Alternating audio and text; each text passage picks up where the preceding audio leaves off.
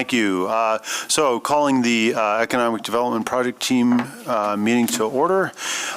First order of business is approval of the minutes from the last meeting, November 12th. Can I have a motion to approve the minutes? So moved. Support. All in favor, say aye. Aye. Aye. Great.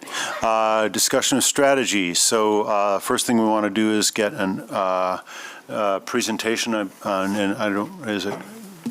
Great. Sarah's going to present on our economic program developments and tools, sort of an overview.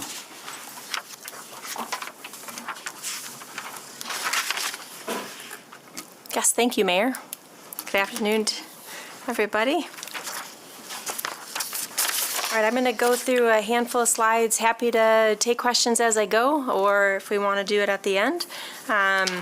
To talk a little bit about the work that we do within economic development, which at the fundamental level, why do we have tools? I think that we can all agree that incentives help level the playing field for investment here in Grand Rapids, where we have limited land supply, we have constrained, sometimes contaminated property, and tools provide us a unique opportunity to help make the numbers work.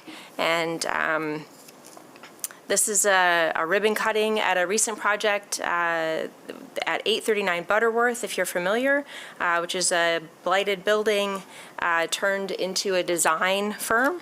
It leveraged a CIA West Side facade grant as well as an environmental services assessment grant through the revolving fund, as well as an Oprah abatement. So just to give you an idea of an example that layered a couple of different incentives through the office. Housing, right? This slide is dedicated to some of our efforts around units that have come online in the last couple of years. It gives you an overview there of 2,700 planned units across 32 different projects. I think the makeup there is interesting where, 3/4 of the work through the Economic Development Department is really focused on, market rate units.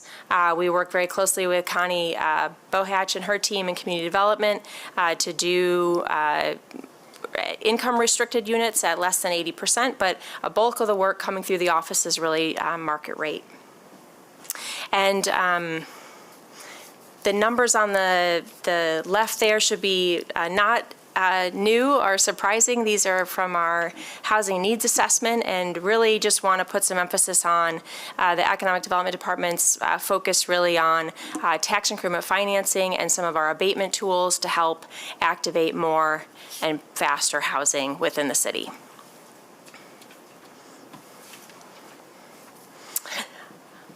So as I mentioned, besides brownfield tax increment financing, a lot of the tools that come through the office and what is presented before you guys are layered with tax abatements.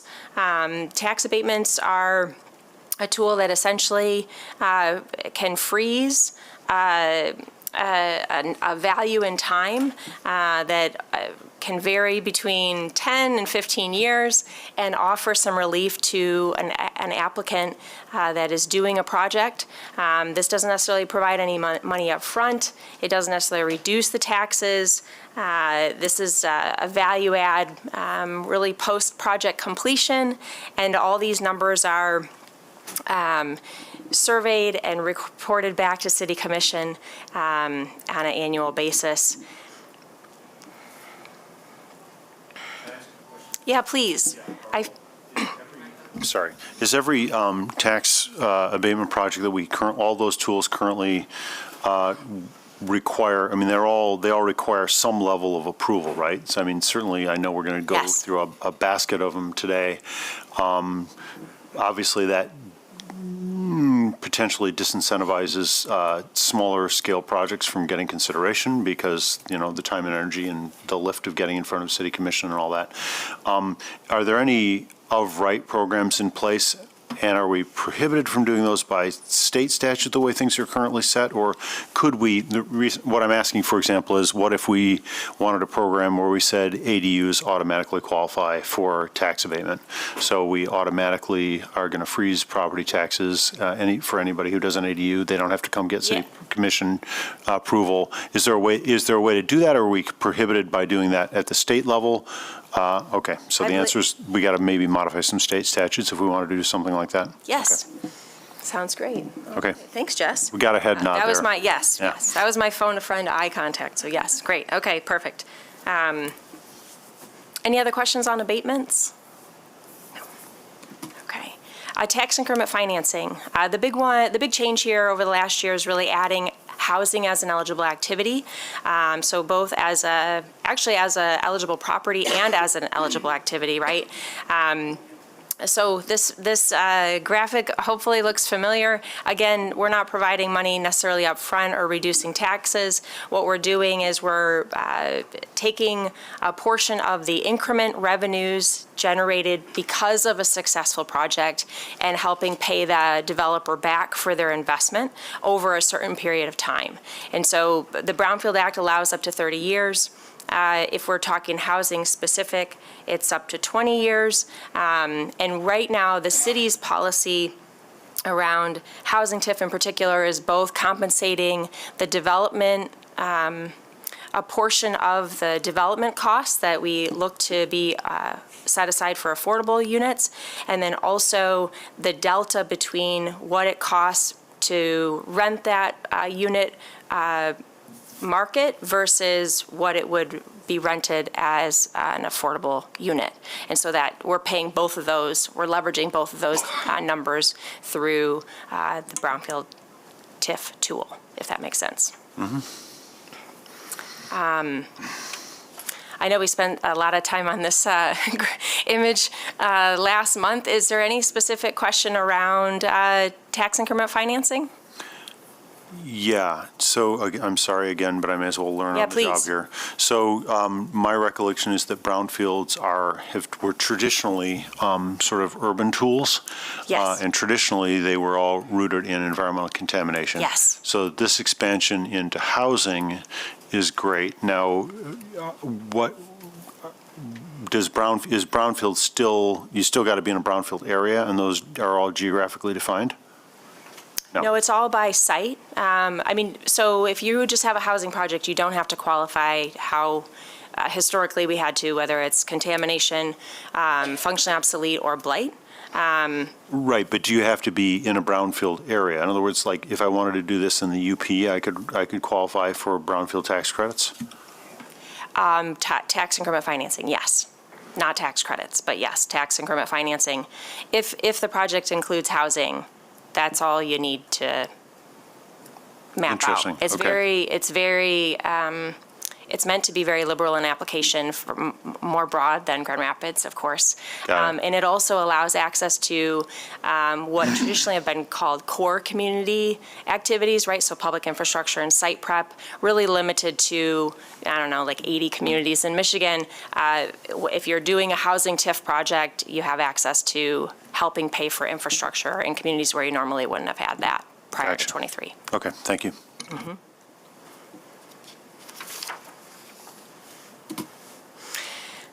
So these next two slides are really great resources. I recommend you print them off, like the full page, because I think I need to get bifocals to look at, and I don't have bifocals. But I think that these next couple of slides are a really great overview of just how complex these tools can be, and just the varying different questions that the team is asking when we're working with customers about whether their project is new construction, whether it includes commercial use or housing, and how many housing units, because all of that we back into what's really available here.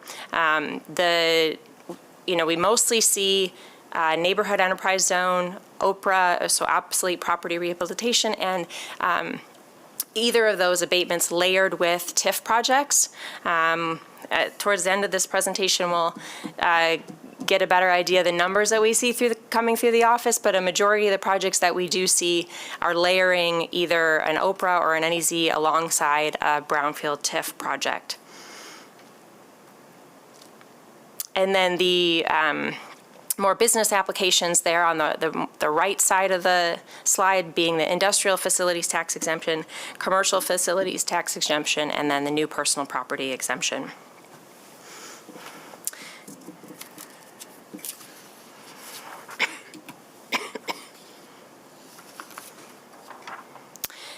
This is a little bit more detail. I guess I'd like to just call some attention to the inclusion plan noted at the bottom there. So for all of the tools coming in, or for all the applications coming in for incentive tool requests through the department, we're applying an inclusion plan that started in 2021, and which really asks the development team to map out aspirational goals for micro, local, minority-owned, and women-owned, both in the amount of construction costs as well as some of their professional fees.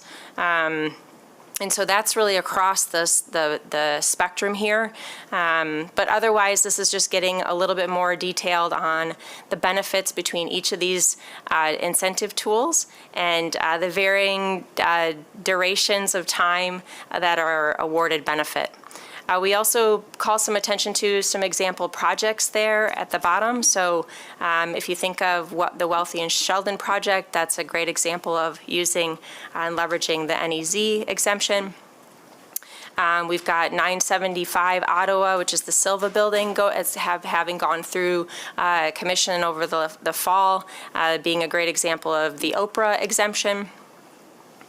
A big win, I think, downtown on housing TIF was 111 Lyon, right? Converting all office over to residential, which is a great example of the new tool there, and so on. So I just wanted to call some attention. Is there any specific questions around these tools that I could be helpful that's on your mind? Yes. I don't see why you'd ever want to use an NEZ, if I'm understanding this chart, instead of brownfield, if brownfield's been so radically redefined. I mean, I get that brownfield only applies for housing if you're using the housing brownfield, but the NEZ thing, you're not really getting any benefit for the ground floor retail if you had that anyway, or are you? Jess, would you mind? I think some of these are leveraged, Mayor, in corridor improvement districts where we have existing TIF districts as kind of layered pieces to be able to get access, but Jess is much more of a subject matter expert. Yeah, so we do often layer, NEZ and OPRA together with brownfield when projects are located in an overlapping tax capture district. So the way that tax capture works is whatever sort of district or authority is there first is who has the sort of first dibs on those taxes. So the NEZ and the OPRA kind of combined with brownfield allows basically accelerated capture on a project during the term of that NEZ or OPRA abatement. Another thing too, I think that's important is, while these two programs actually work against each other, right? Because you're reducing taxes with the tax abatement and you want more taxes to come back to the developer with the brownfield program. They work against each other, but sometimes that helps a pro forma work on the front end too. So it's a lot of balancing that development teams are doing to kind of make their numbers work on a project. Okay, and I think I misunderstood. Essentially, NEZ then lowers your taxes, and Correct. brownfield, you actually literally get the money handed back to you. Yes, so you will, the brownfield, you pay your taxes and it comes back, a majority of that will come back to Okay. the developer. But you're playing around with the same dollars, it feels to me like. So I still don't understand if it's exactly the same tax capture mechanism. One way you pay it and you get it back, and the other way you don't pay it. Why would anybody choose NEZ over brownfield?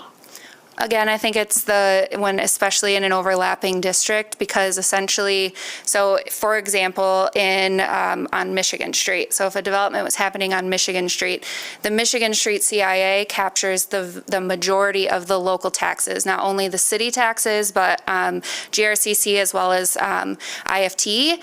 And so those taxes are no longer available to capture by the Brownfield Authority and therefore reimburse back to the developer. So that developer is not able to get back their taxes on that project, if that makes sense. So that's where the abatement comes in, because the CIAs cannot capture taxes on the abatement. Okay, thanks. Is that helpful? Sorry, I'm not sure if that's. Yeah, I mean, it's just really, really balkanized. Okay, thanks. While you're there, or maybe Sarah, also, we've been talking a lot about the TIF program, but can you explain or just highlight some of the benefits of the grants and the loans that are eligible and occasionally with the Brownfield program? Did you want me to do that? Up to the $1 million limit. Through the LBRF? Yep. Oh, the LVRF, can I skip ahead, please. or? Yes. Okay, let's see. So yeah, this is a couple of them. So in Grand Rapids, we're very lucky to have a very robust local brownfield revolving fund. So those are dollars that are captured on the back end of a brownfield project. So the last 5 years of a potential 30-year plan come back to the LBRF, so we can then, or the Brownfield Authority can then reinvest in other types of projects that might not fit a traditional brownfield TIF kind of model. So traditionally, that has been, things like pilot and LIHTC projects, but with the expansion of the Act 381 in 2023, the Brownfield Authority can now support those housing projects, housing activities, and so the Brownfield Authority sort of reprioritized the LBRF policy to primarily support home ownership, so kind of helping to fill in a gap on, it could be a smaller project, it could be a larger project, to fill in the gap of what it costs to build something and what it costs to sell it more affordably to somebody. We also utilize the LBRF for the Environmental Site Assessment Program, which is really important for individuals purchasing property and wanting to maybe expand a business or start a project, and really helps handle some of those like due diligence costs that can be very costly on the front end. And that program we've had for a couple of years now. The newest initiative out of that is the Emerging Developer Grant, which was new in 2024. We've approved 6 of those projects. And the idea with that is to really help support projects with some of those pre-development costs on the front end, things like engineering, design work, structural engineering, stuff like that, to help them get through to site plan approval, with the hope that they will then come back for another incentive. So all 6 of those projects that have been approved are all either have another incentive that they've applied for, whether it be Brownfield or Oprah, or they are in the process of those applications now. So this program really works, and it's a really cool tool that with the leadership of the Brownfield Authority, has implemented this year. Is that what you were looking for, City Manager? Okay. Thanks, Jess. Yeah.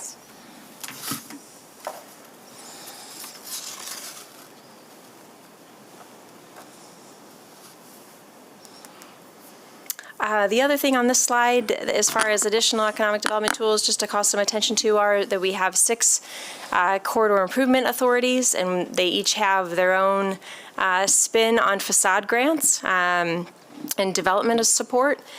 We've also seen an evolve the opportunity to invest in real estate deals within corridor improvement authorities, where they can forego that first dibs capture of the TIF and choose to invest it in the real estate if they so choose. So we're working through one now and anticipate more CIAs to get on board there. Anything else stand out on this slide?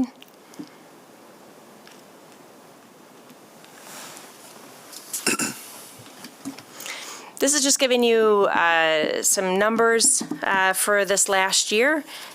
We've got 23 different projects across 32 incentives, so that kind of gets at some of that layering, which ultimately put 130 different agenda items in front of commission this past year because of the varying parts of the process where we're, identifying a public hearing, holding the public hearing, voting on a project. But we had $1.2 billion in investment. You can see the ward breakdown there, as well as the neighborhood of focus investment, and some a little bit over $1 million of investments in our corridor improvement authorities, which gives you a little bit more breakdown on this slide between those facade grants that I mentioned, as well as public art support and street enhancements that could include bike racks, trash cans, benches, things of that nature. Could you back up the slide? Sure. If you look at those ward numbers, can you tell me, let's just use the DDA boundaries as a bad proxy, but it's better than nothing. Of that 1 billion, how much of that's inside the DDA boundaries? Of the 78 million, how much of that's inside DDA boundaries? That's a really good question. I don't know the answer to that, but I'm happy to dig more. Okay, and essentially the third ward doesn't have any DDA Right. inside of its boundaries, correct? Correct. Yeah, if we could get the answer for that, that'd be Okay. great. Because I think first ward, second ward, third ward can obviously create the perception that, oh, look at that data. Sure. Drew cut a really good deal there. So, yeah, if we can, I mean, Sure. there's downtown and not downtown. Yes, I'm happy to follow up Cool, on that. thanks. I was thinking earlier, the mayor's point about some of the geographic restrictions, and maybe not so much with TIFs, but there are other federal and state programs where we're obviously limited by income or targeted census tract area that we could use for housing projects. So certainly there are limitations there, and I thought there are a couple of ways to define at least the NES, either by project basis or by a zone, and maybe that's what you were referring from when you were here, because there are some communities that only target certain areas of the city for that incentive for the purpose of intentionally redeveloping that area only. So I think we've been very flexible in We have. terms of making the NAS eligible either for a certain area or project basis. We have, and we've offered on some of the tools investment criteria in order to get longer terms, right? So, Oprah abatement can go out 12 years. I think that we start at 9 years, and if you do, if you add mobility investment criteria or sustainable investment criteria or housing, then we Right. offer more years Right. accordingly. And I guess, I'm sorry. No, I go ahead. I just kind of making it work. We need these tools to be very aggressive in incentivizing economic development deals. Now, as you're aware, there are some markets that the market itself will just demand the projects to come without tool because there are hot areas for development. Austin is one where you don't have to offer a lot of tools to get many of the projects done, but we have to compete across the state and across the region and be as aggressive as possible in terms of recruiting and retaining companies to come here. And this has been one of the things that the numbers indicate. It's been very, very helpful in terms of making deals pencil out. Just a question, Ms. Reneau, and thank you for this presentation. This Sure. information is very helpful. If I were a new developer, right, and I was looking around at properties, is there a document or something for different areas that can be developed in our community that they would be able to look at and say, oh, this applies for this, this, this, and this? I might decide I want to go ahead and purchase that. You know what I mean? So if we're thinking about if the NEZ covers mostly larger commercial buildings, right? And then you have to have that retail on the bottom. Well, if there's some property out there in the community that I might be thinking about, is it that you just call downtown? You know what I mean? How do people figure out, if I'm available for all of these different things? That may play into the decision on if I want to purchase this particular piece of property or not. Sure. Yeah, I think that there's a smorgasbord of things that could happen. I mean, our office is certainly a resource. We also have seen, excuse me, we've also seen other developers in the community take newer emerging developers under their wing, if you will, and help guide them through the process. And so I think that a lot of that number crunching around the pro forma takes a certain level of expertise, and there's a variety of resources. It's just a matter of finding it. So I would not say there's like a one-stop shop, like here's the next step arrow approach, but certainly resources in the community and within the office that we've seen be helpful. Ms. Rennero, we're getting crunched for time. Yeah, If we please. could move on to the second item and maybe talk about the 201 Okay. market. Sounds great, thanks.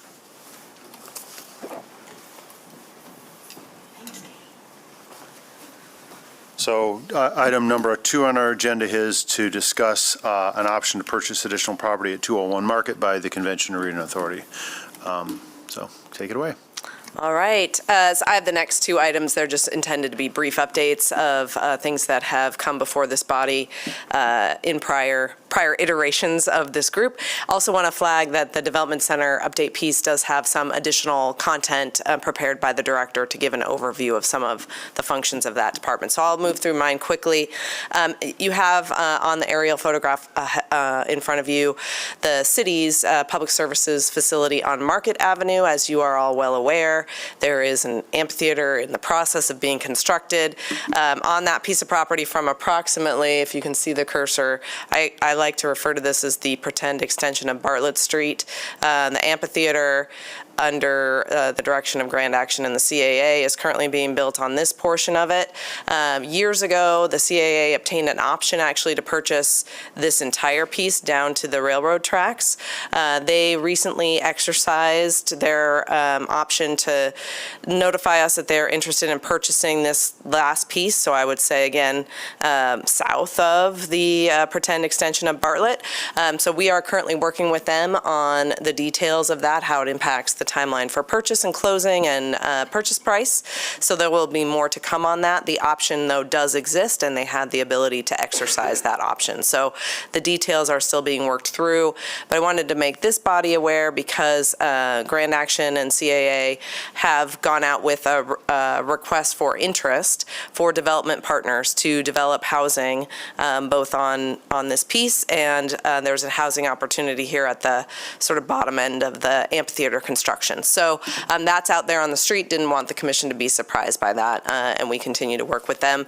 Those housing opportunities, should they come to pass, will need to be consistent with the transformational brownfield application, which does have an affordable housing agreement requirement that will be finalized when there is a more solidified development proposal and developer on board. Sorry if I could ask 2 quick questions. First of all, could you get us a list of all city property that there is an option on? So, like, I don't know how many parcels we have. I don't think there are many more, but certainly, yes, there are some through our land bank, of the state land bank's properties that are currently under option. City-owned properties that someone else has an option on? That's what I'm asking. City-owned property, there may not be any others, but I will check with legal. Okay. And then, an option, in my experience, usually has a defined price. You're saying this is an option without a price? No, it has a defined price, and we are working through the details of how that will impact the overall purchase price. We haven't calculated. There's a piece that the city is retaining, so the city is retaining 50 feet of ownership along the river, so we need to calculate the final square footages. Great. All right, thanks. Yep. Question, Ms. Behrens. I know when the sale of that 201 happened, that a portion of that sale went into the Third Ward Housing Fund, right? There's a piece that would be dedicated to, it hasn't closed yet, but there is a piece that would be dedicated to the Affordable Housing Fund Board. From this option sale? Yes. Okay. Yes. Yeah. So as we finalize that purchase price, we'll work with the manager to engage the commission on what that looks like at the end, when the final purchase price is set. Thank you. Yep. All right, if there are no other questions, then the next item, if I could, Mayor, just jump forward to, I think it's item C1 or You bet. D1. So this was, again, we presented, and the memo that is in your packet for today has more of the details, but we presented in November on the opportunity to sell what is currently operated as a city surface parking lot, again, basically from this tree line to the corner of Wealthy and Market. Mobile GR currently operates that as a surface parking lot. It is very underutilized. On any given day, it might be 10, 12% occupied. There is a lease that we have with the Boxboard Loft, which is the housing development that's kind of off the map here. We have been in touch with Boxboard Loft, and we'll be working with them on any replacement they need for that parking. But we were approached by PS Equities, who owns this surface piece here, to sell our portion to them in support of an affordable housing project that they've been actually pursuing for some time. So they've owned this piece of property for a while. Time now seems to be right. There's been a lot of great investment on Market Avenue, so that kind of you see the transformation of both Market Corridor north of Wealthy as well as Godfrey with Factory Yards, believing that LIHTC application may be very well positioned to receive approval. So they are looking for that in the spring funding round. So we are intending to bring forward an option to sell this piece of property to PS Equities at your next commission meeting. So we just wanted to refresh this body. We had briefed in November and got the support of EDPT at that time to follow that course of action. So just an update. If I could ask a question on that. So sometimes when we do development projects, we talk about clawbacks if there's not performance. Another way to skin that cat potentially is restrictive covenants. If they get an option on this, are we going to have provisions that require them to do affordable housing? Yes. So the option agreement will say what essentially is the project in bare bones that we are willing to sell the option for, and then there would not have the ability to close on that until certain documentation is provided that they are positioned to do that, and then there will be various obligations to actually do the affordable housing piece after closing. Thanks. All right, if there are no other questions on this one, I'm going to turn it over to Kristen Turkelson for the Development Center update. Got it, Joel. Hey, good morning or good afternoon, Commission. Thank you for this opportunity to present you with a very brief overview of Development Center operations. The Development Center was actually conceived back in late 1990s, and it was intended to be a multidisciplinary approach, bringing together planning, engineering, building, a multitude of departments that really have an important role in the development review process. The volume and complexity of the work continues to rise. We've continued to grow. The amount of an economic investment or construction investment in the city exceeded $700 million. It was $720 million back in 2024 alone. As you can see on the graph on the chart, that is significantly increasing over the years. But like many departments, we rely on data to make strategic decisions about our operations. And so we use this kind of data to determine how, for example, how many plan reviewers are going to be needed to be able to process these permits in a timely manner. So you can see on the lower right-hand side of the screen, the upper level is showing the number of days that a permit is in the city's hands. So number of days that we are actively reviewing the project. The second line, or the bottom line, is showing the number of days that the permit is requiring from permit submission to permit issuance. So I think that those are important to understand in terms of how successful the city is doing in meeting our performance metrics for how quickly we are able to turn around permits to be able to get the construction project moving. This kind of data is included in each of your monthly EDPT reports. Those reports that you have will be presented monthly by John Overman, who manages the day-to-day Development Center operations.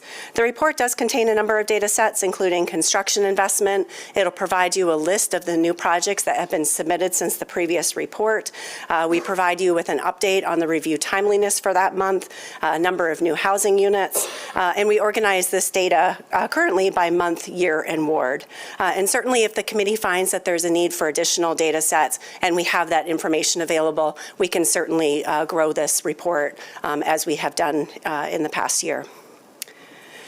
The Development Center, there's many employees that participate in regular community engagement meetings throughout the city.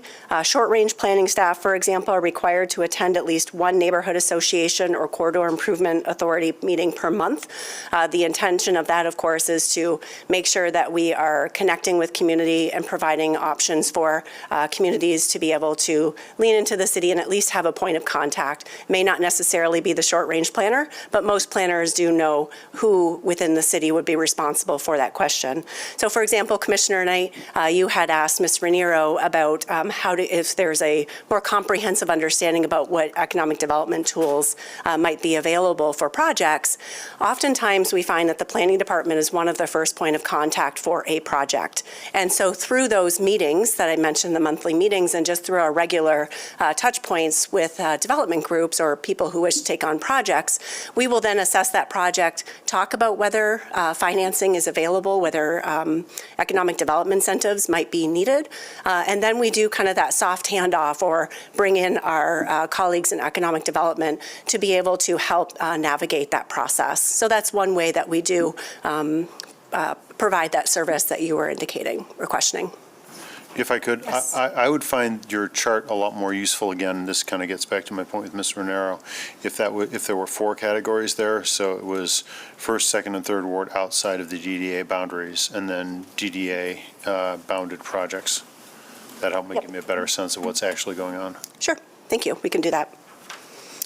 We also host monthly lunch and learn sessions on relevant topics to our customers. So for example, one recent session was about our online permitting process that we have expanded. And we were targeting those individuals whose role it is to submit the permits. And one thing that came from that was a request to have a comprehensive checklist of what was going to be asked as you move through that online submission. Because what they were finding is they would go to the architect based on the step that they were at and then realize, oh shoot, now I need the structural engineer drawing, and then, oh, now I need a civil. So we were able to easily provide that PDF. And, you know, in hindsight, had we known that that would be desired, we could have provided up front. But that kind of regular communication through lunch and learns we're finding to be extremely beneficial. We're able to meet the customer service needs and also learn ourselves about what is working and what's not from our services. And then lastly on this slide, I'd like to highlight our customer ombudsperson. Daryl Singleton is our cross-departmental liaison. Daryl, wave your hand. Thank you. He provides that proactive customer service through our development review process. So I would like to strongly encourage the Commission that when you have a constituent that approaches you that has an idea or a project, Daryl is a really good starting point. He may not have all the answers, but he does know when to bring in a planner or when to bring in a building inspector and how to route a project through the process. So I would encourage you to call Daryl. Yes, sir. Yeah, do you have a process for asking folks after the dust is all settled, what could we have done better? Do you have any, like, customer satisfaction survey? And then also a broader question of, like, what would you like to see in terms of city investment in, I mean, for example, streetscapes, street design, all those kinds of things. Do you have a feedback loop developed for that or not, if you could speak to that? So the first part of your question, yes, we do have a survey that goes out post each permit issuance, and we do routinely receive responses from customers to let us know what's working, what wasn't working, or what their challenges were. The streetscape, the food back feedback loop, I'm sorry, goodness. We haven't approached that, but something that we can definitely think about and figure out a way to tie that into our processes. We did actually issue a customer service survey in late 2023. That was issued to over 3,300 individuals that had, I say recently engaged, meaning engaged with our services in the past 12 months from the date of the survey issuance. An update was provided to this body several months ago. I'm sorry, I don't remember when that was. But we did, in summary, receive almost 500 individual responses to that survey with 166 individual comments. So what it told us was that in general, our customers were pretty satisfied. Over 80% were either satisfied or neutral to the services that they had received from our department. Where I found what was most insightful was actually through the individual comments. And so we poured through them, and I think if I could summarize those, it was a need to improve project communication and our customer service. And so we utilized those comments and had a targeted approach to address that, whether that was through customer service training that's ongoing through our department. We had a redesign of our website, and then importantly, we were able to add 3 dedicated positions to the plan review process. Sorry, if I could ask a couple other questions. So Secretary of State redesigned all Secretary of State offices so you can like go online and make an appointment, and then it can tell you roughly what you need to bring in. I assume we don't have anything like an analogous portal for permitting at this point. Is that something you could potentially explore? I mean, right now, when I want to pull a permit, I wander into 1120 Monroe, and I start trying to go through the process, but I don't think I can make an appointment in advance on a portal, correct? Or are there options I haven't noticed? Yeah, at this time, we don't require an appointment to meet with us. I get it, but if you don't get and have an appointment, then maybe Larry's on vacation, or, he's in a meeting, or whoever, right? So I'm just asking whether, so you don't have a portal and you don't have an appointment process? Not an official appointment process for the plan reviewer, but that's something we could definitely look into as a future service implementation. Yeah. I'm just looking for ways to demystify the process, because if you're a contractor and you know how to do it, you've got the cell phone number you need and you do it. But if you're a first-time person trying to invest, facilitating, demystifying the process might be helpful, at least to think about. Yep. And again, perhaps we can send some information out on the ombuds person that we have there available to the public daily, correct? Or is there limited hours for which the ombuds person is available? There's not limited hours. Okay. Of course, he does have a meeting schedule, so. Oh, there he is. So if there is an online appointment, do you want to speak to I was that? just going to comment that anytime anyone is available to schedule an appointment, they can call me, and what I do is schedule a construction, like a pre-construction meeting or pre-consultation meeting to meet with the planners or long-range planning, depending on what questions that they may have. So it's pretty much just based upon the availability of the planners and who's ever representing the permit project. So. Thanks. Yeah. And I would suggest it's generally, unfortunately, being a larger city, it's generally unusual that we don't have a planner or a building inspector on duty, counter duty that would be available. But your point is taken that there could be benefit with a portal. With the 3 positions that we did add, when a couple of the new planning reviewers for the planning department started, I actually did put together a small working group. The Chamber of Commerce, I had an architect, developer, civil engineer, a project manager come through, and we met together. And the question was, when we do plan review well, what does that look like? And so we spent quite a bit of time, it was probably a 2-hour meeting, where we were able to gain that in-person feedback with the plan reviewers there who were just starting out with the city. And the feedback I got from those that were in attendance were really appreciative that they could have that honest conversation. And what it really reiterated was the importance of having face-to-face customer service.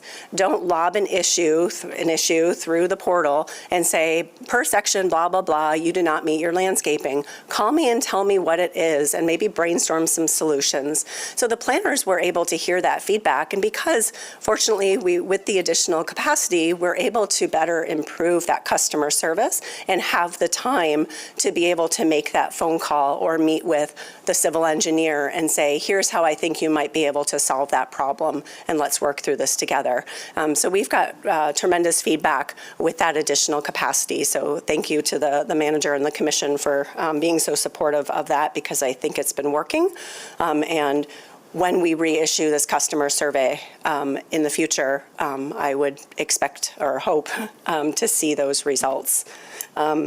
So lastly, I'll conclude with the message that, I'm fortunate to serve as the director, but there's more than 45 people that are in the development center that work really hard to provide the level of customer service that is expected and the desire for economic development within the city. They're doing great work and they take great pride in that work.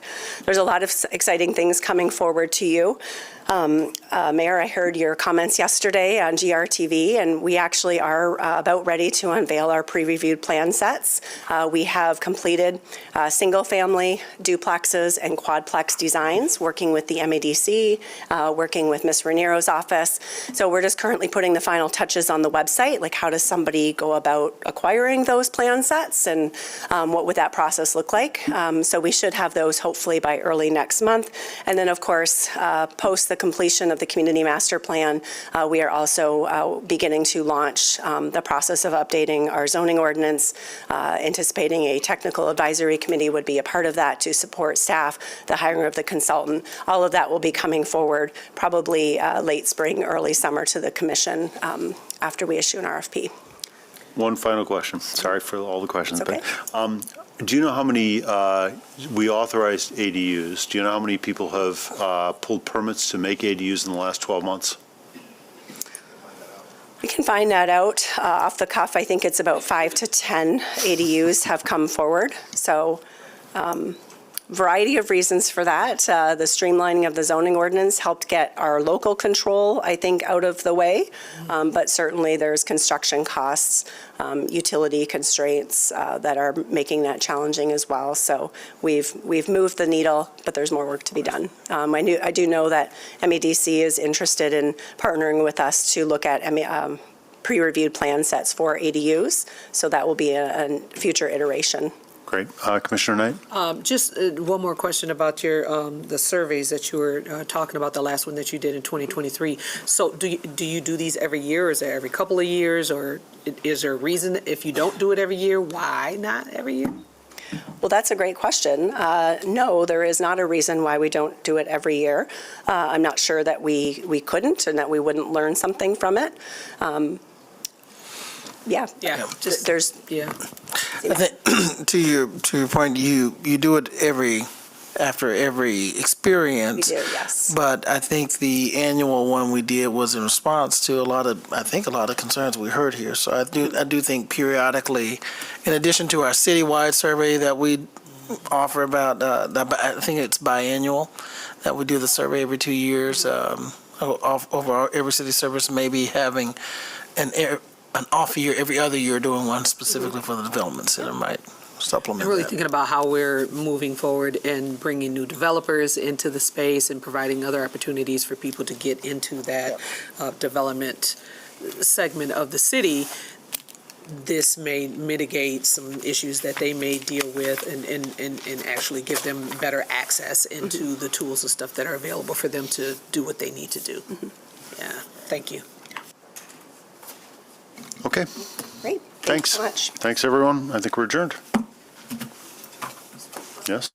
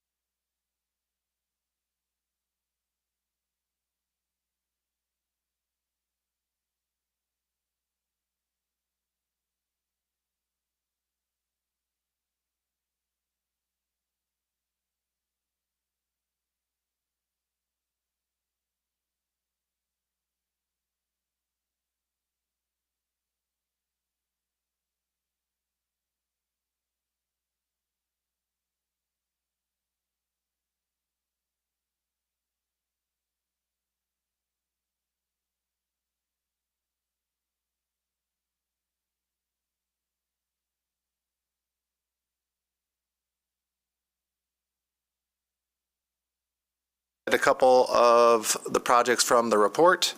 A new 4-unit building on the corner of Pleasant and Sheldon was recently approved, as well as a new early childhood center at the Diocese of Grand Rapids on Fulton Street. With that, I'll open up to any questions. All right.